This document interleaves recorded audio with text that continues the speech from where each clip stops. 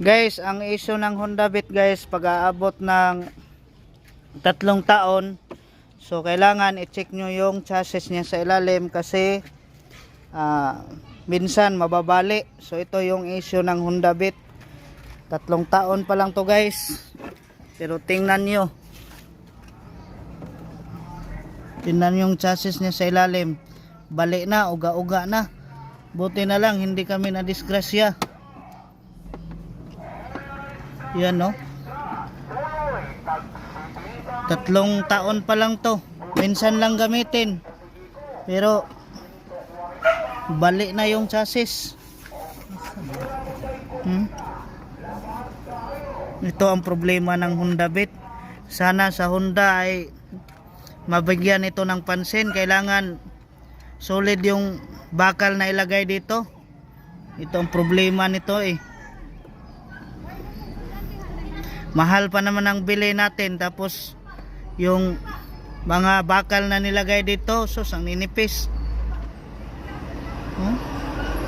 Tumagos na yung ano. Kung tanggalin to guys yung cover, maghiwalay na to. Grabe pala. Itong problema sa Honda. Hehe.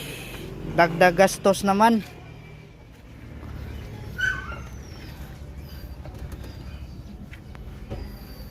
Kung alam ko kung ito ang mangyayari guys, sana XRM na lang binili ko. 3 taon pa to, tapos ang speed meter niya ay 21,000 pa lang.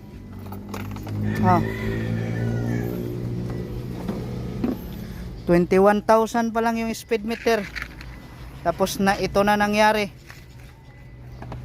So sana masolusyonan ito ng Honda guys, kasi kahirap natin. Inutang pa natin to ng 3 taon, tapos pagdating ng 3 taon sira na.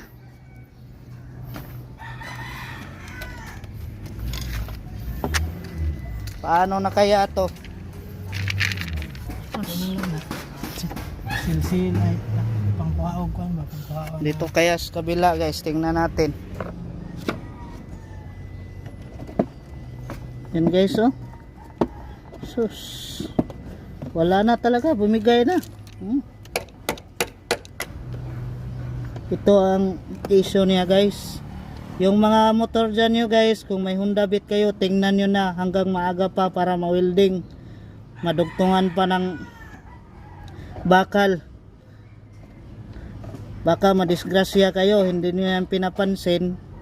Tapos pagdating ng 3 taon yan, hiwalay na yan. Yan ang hirap dito sa Honda. Sana masolusyonan nila.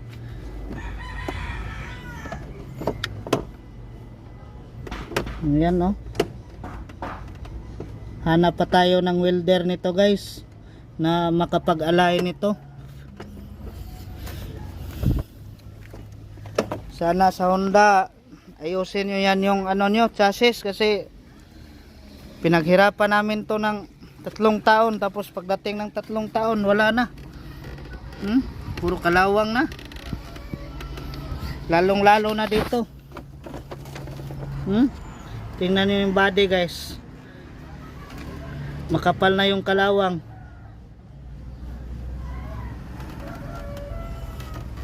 Guys, tingnan niyo to guys, di ba ang kapal ng kalawang guys oh. Sus.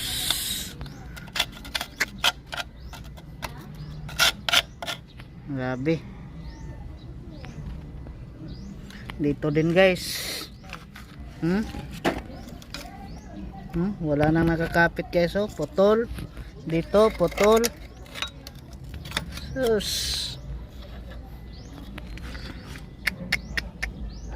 Wala na. Yung mga Honda Beat nyo guys, kailangan tanggalin nyo yung cover para makita nyo. Kung para sa maaga pa, maagapan agad. Sus. Grabe. Nakabalon buto nila.